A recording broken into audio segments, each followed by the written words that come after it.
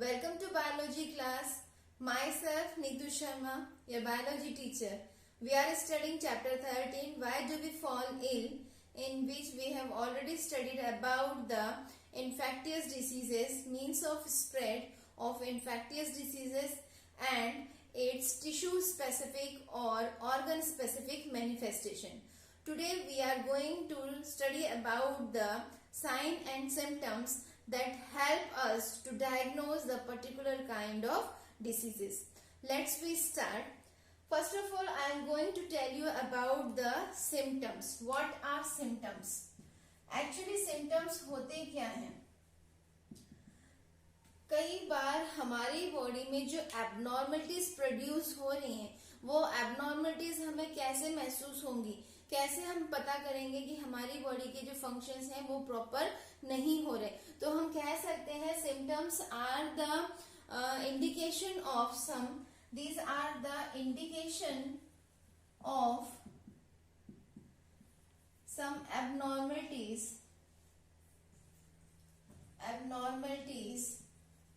that occurs in our body. हमारी body में जो रेगुलर नॉर्मल प्रोसेस हो रही है उसके अगेंस्ट में क्या क्या एबनॉर्मलिटीज हो रही हैं, that are called symptoms. So we can say that it is a evidence of presence of any disease. ये हमें एक प्रूफ, एक एविडेंस दे रहा है कि हमारी बॉडी में कोई डिसीज हो सकती है. सिम्टम्स जो हैं वो किसी एक डिसीज के लिए प्रोड्यूस नहीं होते, स्पेसिफिक नहीं होते किसी डिसीज के लिए. ये कॉमन जो एविडेंसेस हैं या अपीयरेंस हैं ये कॉमन है.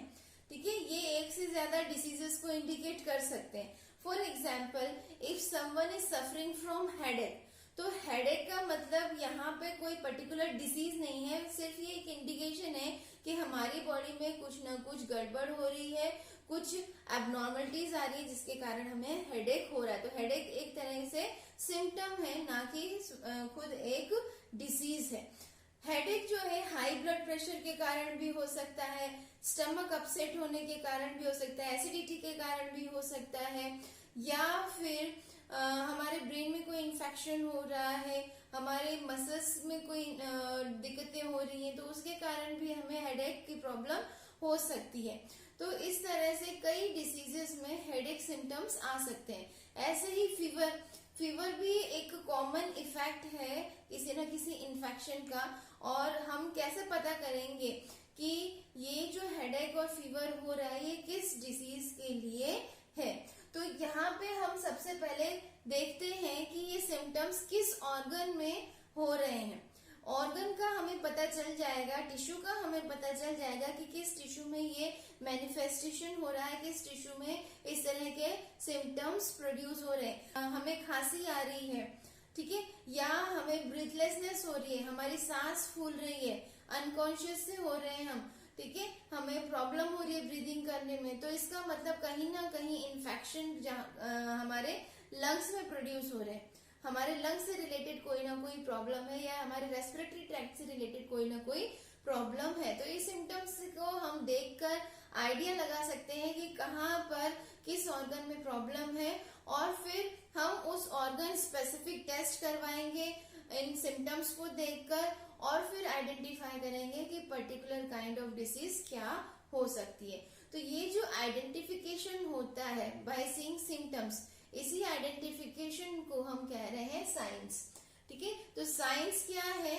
Science based on symptoms. जो साइन है वो सिम्टम पे बेस्ड होता है, और देखा जाता है कि कौन सा टिश्यू टारगेटेड है इस सिम्टम्स में, और फिर जो फिजिशियंस होते हैं या मेडिकल एक्सपर्ट होते हैं वो पर्टिकुलर टेस्ट करवा के हमें एक आइडिया देते हैं या डायग्नोस करके बता देते हैं कि किस टाइप की डिसीज हो सकती है बॉडी में.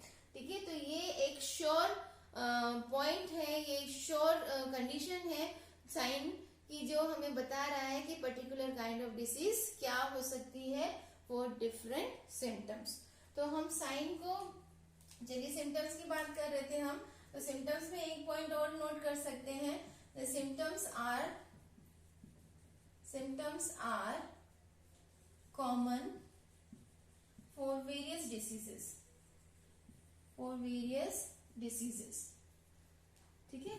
लाइक कैसे सिम्टम्स हो सकते हैं, लाइक सम पेन कहीं पे भी हो सकता है, स्टमक में भी हो सकता है, हाथ पैरों में भी हो सकता है, हेड में भी हो सकता है ना, और it may be fever, it may be vomiting etcetera. इस तरह की जो अपीयरेंस आने लग जाती है बॉडी में, वो क्या इंडिकेट करती है कि हमारी बॉडी में कहीं ना कहीं एबनॉर्मलिटीज प्रोड्यूस हो रही है, and this abnormalities may be due to some infections. What are signs? Signs provide us clear indication of the presence of particular kind of disease. So we can say it is a clear indication. यहाँ पर common indication था, ये clear indication है of about particular kind of, particular type लिख सकते हैं या kind लिख सकते हैं ऑफ डिसीज। साइन अलग अलग डिसीजेस के लिए अलग अलग होते हैं, जैसे कि हम फॉर एग्जांपल हम टेस्ट करवा रहे हैं, अगर हमें ऐसा लग रहा है कि हमारा जो लीवर इन्फेक्ट हो रहा है या ब्रेन इन्फेक्ट हो रहा है और हमें रिसेंट में मॉस्किटो बाइट बहुत ज्यादा हुआ है, तो हमारा ये सिम्टम्स देखे हमारा आइडिया जाता है मलेरिया या डेंगू की तरफ, तो वहां पर हम कौन सा साइन यूज करेंगे, हम टेस्ट करवाएंगे या तो मलेरिया के लिए या फिर डेंगू के लिए, और फिर उसके रिजल्ट्स के बेसिस पे हम डायग्नोज करेंगे what type of disease is there. तो this is the science, this is the science.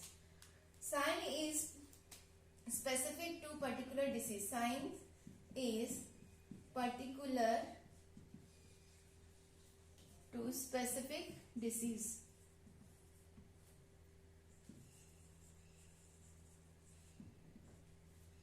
जो भी फिजिशियंस होते हैं अपने नॉलेज के बेसिस पे सिम्टम्स को देखकर एक आइडिया देते हैं, ठीक है, और ये बताते हैं कि किस ऑर्गन में इन्फेक्शन है, उसके बाद उस ऑर्गन से रिलेटेड साइंस को व्यू किया जाता है, स्टडी किया जाता है, देन आफ्टर एक पर्टिकुलर टेस्ट एडवाइस किया जाता है पेशेंट को to diagnose the particular kind of disease and to make sure that this type of disease is occurring in an individual.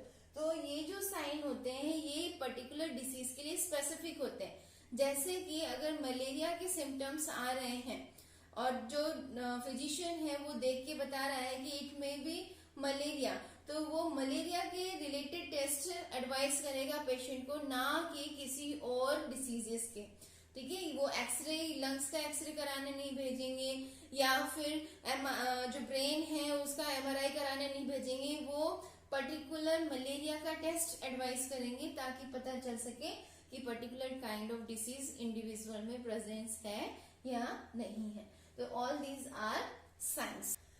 Next we are going to study about the some other effects that are caused by some infectious agents.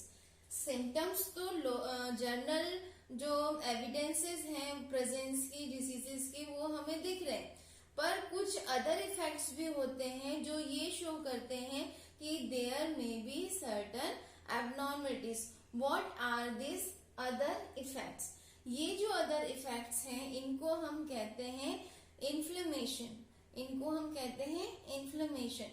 ये depend करते हैं किसी भी individual के immune system पे।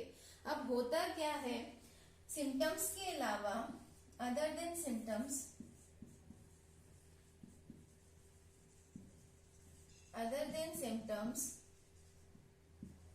some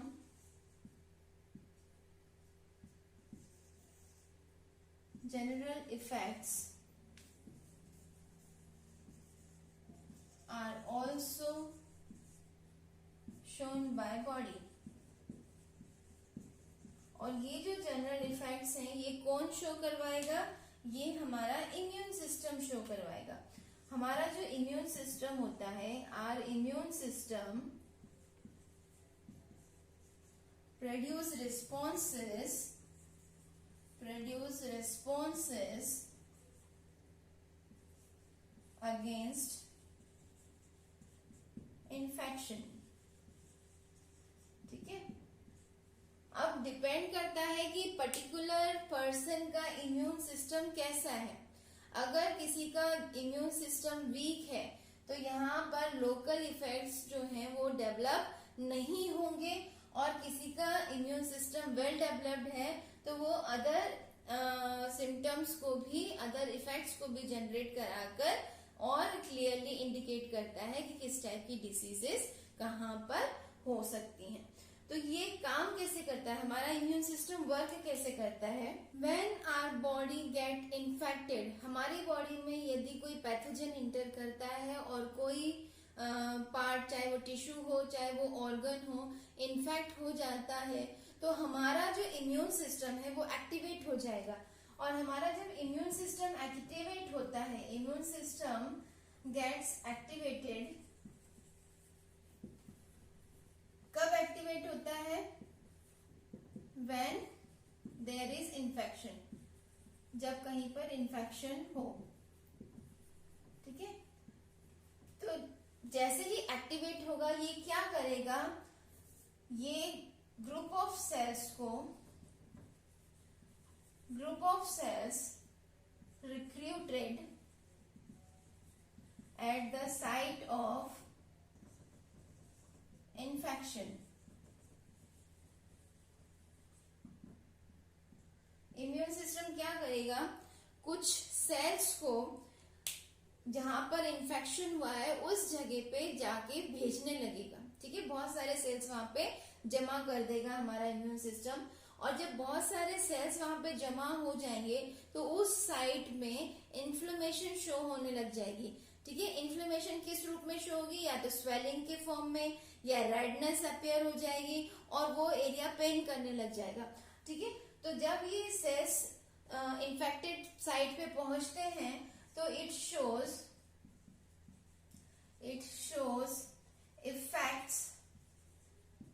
shows effects in the form of, किस form में, in the form of swelling और pen.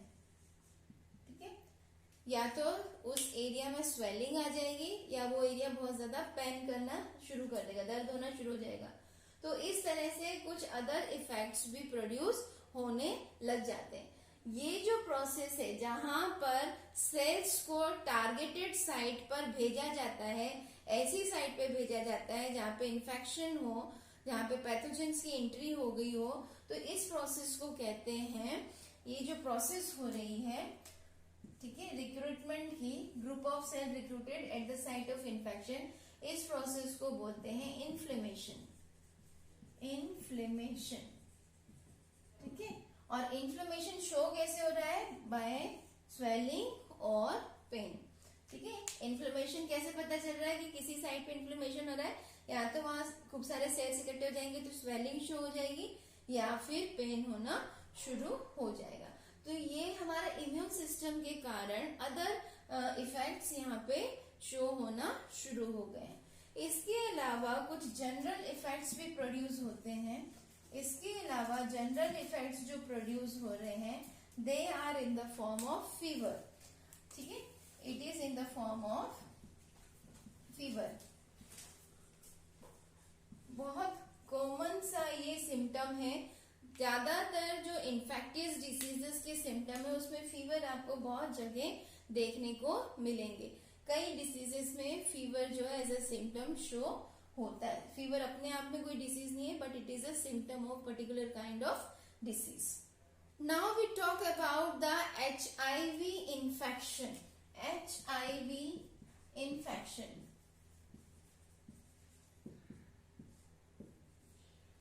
HIV is human immunodeficiency virus. Human immunodeficiency virus.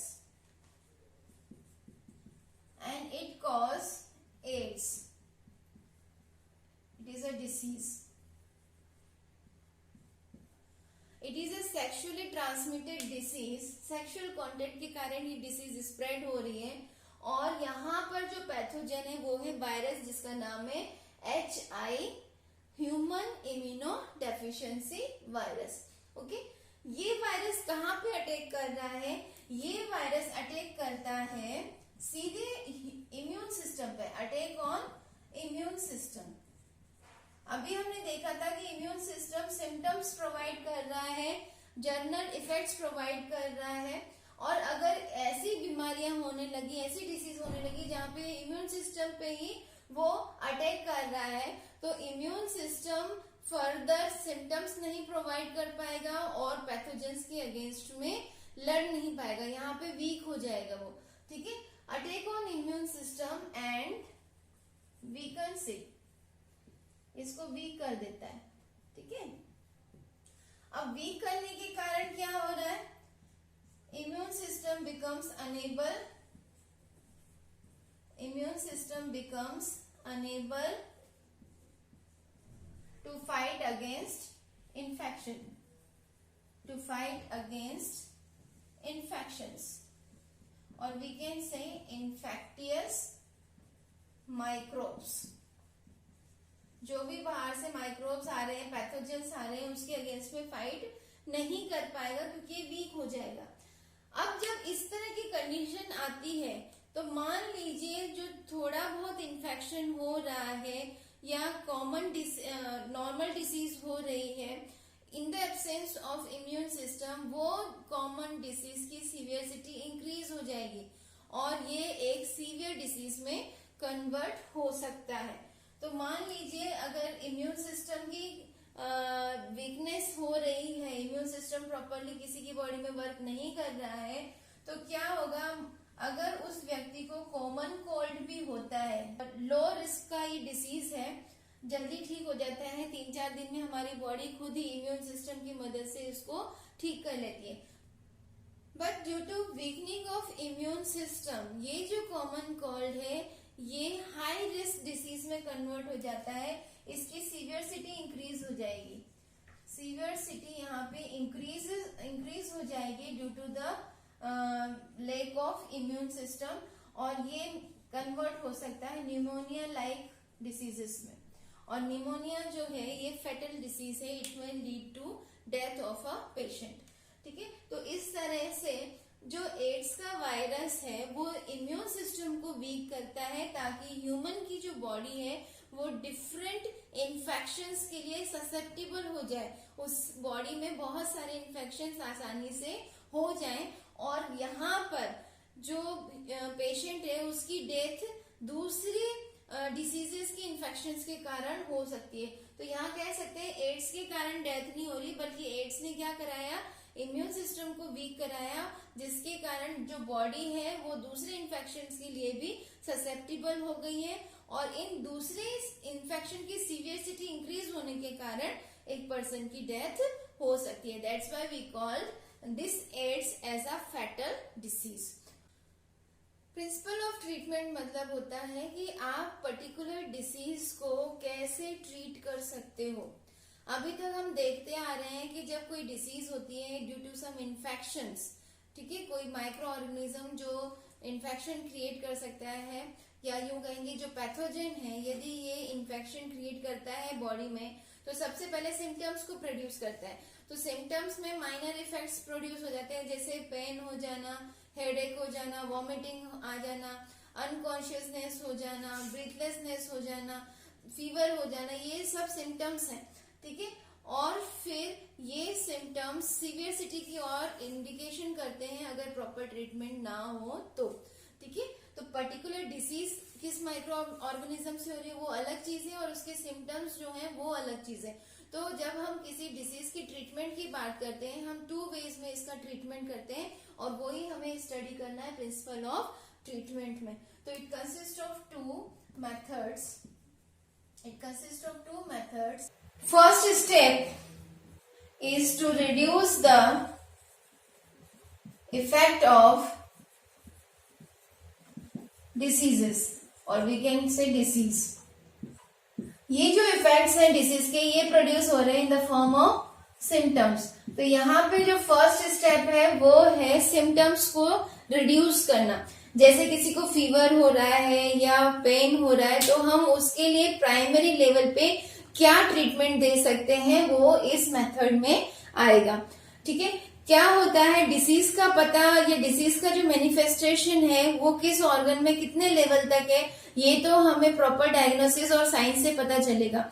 ठीक है, पर जो सिम्टम्स प्रोड्यूस हो रहा है उसके कारण भी बॉडी में बहुत ज्यादा डिस्कम्फर्ट प्रोड्यूस हो जाता है, जिसके कारण जो पेशेंट की बॉडी है वो वीक होती चली जाती है और जो इन्फेक्शंस हैं वो और फैलने के चांसेस हो जाते हैं। सेल जो बॉडी की इम्यूनिटी है वो वीक होने के कारण जो बॉडी में इन्फेक्शन है वो और ज्यादा लेवल पे इंक्रीज हो सकता है। तो हमारा फर्स्ट ट्रीटमेंट का लेवल होगा इस सिम्टम्स को सबसाइड करना, इस सिम्टम्स को क्लियर करना, इस इफेक्ट्स को रिड्यूस करना। तो मान लीजिए कुछ फीवर हो रहा है, एज अ सिम्टम किसी को फीवर है, तो हम उसको कुछ एनाल्जेसिक दे सकते हैं। ठीक है, एनाल्जेसिक या एंटीपायरेटिक ड्रग्स होती हैं, उससे क्या होता है फीवर और पेन दोनों ही रिड्यूस हो जाता है। फीवर और पेन दोनों ही रिड्यूस हो जाता है। अब स्टमक पेन है स्पेशली, तो स्पास्मोडिक वगैरह हम दे सकते हैं।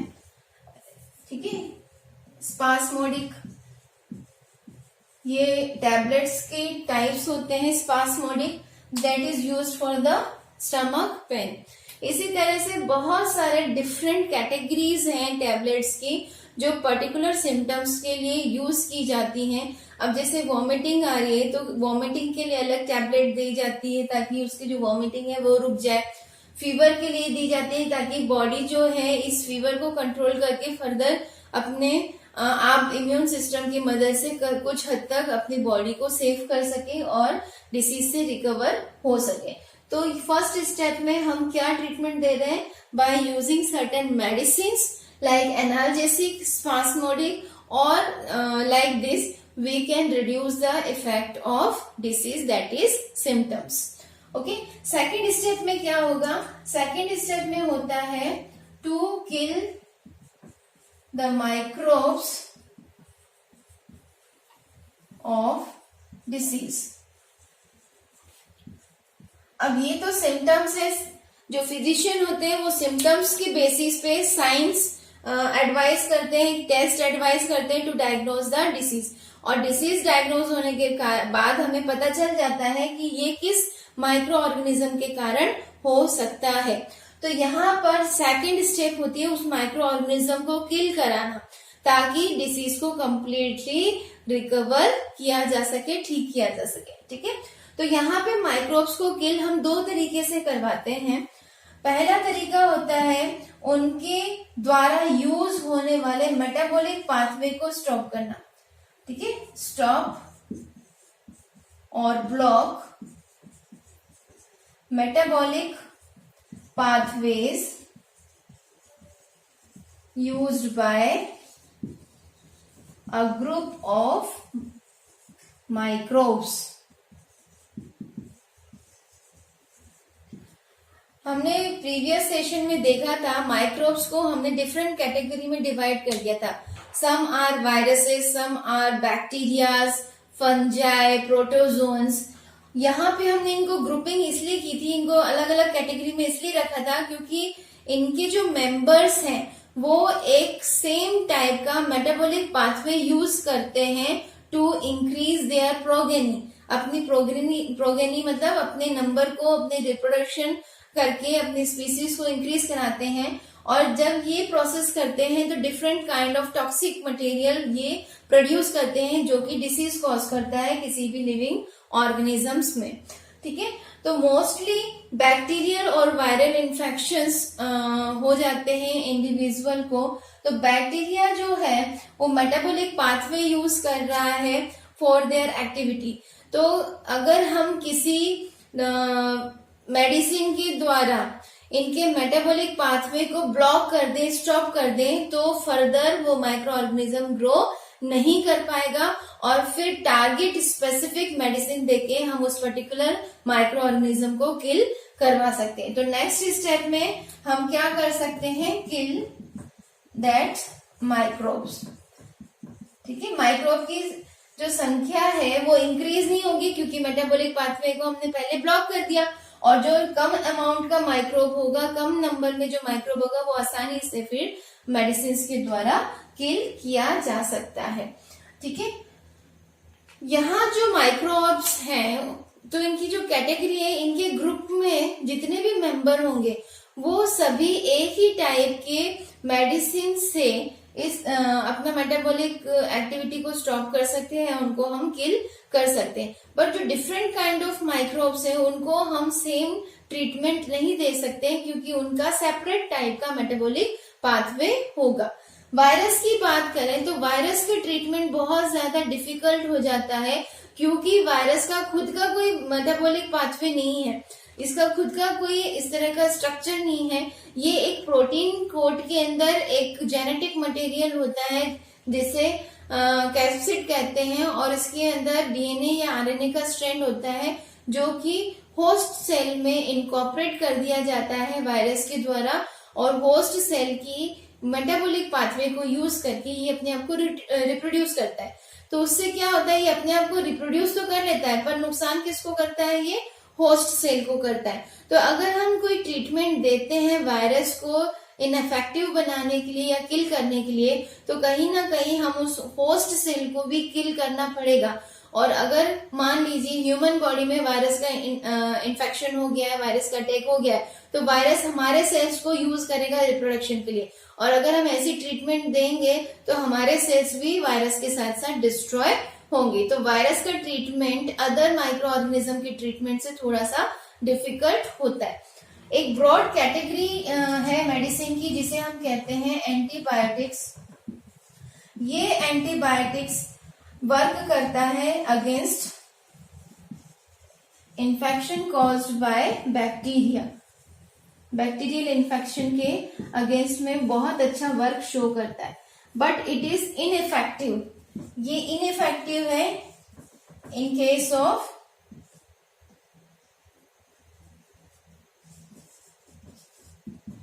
Case of viral infection. Virus के इन्फेक्शन के लिए इनइफेक्टिव है because virus does not possess any kind of metabolic pathway. इसका आंसर क्या है, क्यों इनइफेक्टिव है, क्योंकि वायरस का खुद का कोई मेटाबॉलिक पाथवे नहीं होता। एंटीबायोटिक वर्क कैसे करता है, ये सबसे पहले मेटाबॉलिक पाथवे को स्टॉप करेगा और फिर माइक्रो ऑर्गेनिज्म को किल करवाएगा। अब मेटाबॉलिक पाथवे ही नहीं है तो ये वर्क ही नहीं कर पाएगा वायरस में। क्लियर है। वायरस को कैसे खत्म करेंगे, वायरस को खत्म करने के लिए कुछ एंटीवायरल डिसीजेस हैं, एंटीवायरल मेडिसिन हैं जो यूज हो रही हैं, और सभी डिसीजेस में यूज नहीं होती, कुछ सेलेक्टिव डिसीजेस हैं जिसके अगेंस्ट में एंटीवायरस प्रिपेयर हो चुकी हैं और इफेक्टिवली यूज हो रही हैं। एंटीवायरस जो होती है मेडिसिन, ये दी जाती है टू किल वायरल इन्फेक्शंस। ठीक है, जिस तरह बैक्टीरिया के इन्फेक्शन को ट्रीट करने के लिए एंटीबायोटिक्स यूज होती हैं और वायरल इन्फेक्शंस को ट्रीट करने के लिए एंटीवायरल यूज होती हैं, उसी तरह other groups of micro organisms को ट्रीट करने के लिए कुछ अदर मेडिसिन हैं। जैसे फंगल इन्फेक्शन जब होते हैं फंजाई के द्वारा, तो यहाँ पर एंटी फंगल मेडिसिन दी जाती हैं, दी जाती हैं। वर्म का अगर इन्फेक्शन हो जाए, वर्म से अगर इन्फेक्शन हो जाए तो वर्मीसाइड्स ये दी जाती हैं एज अ मेडिसिन।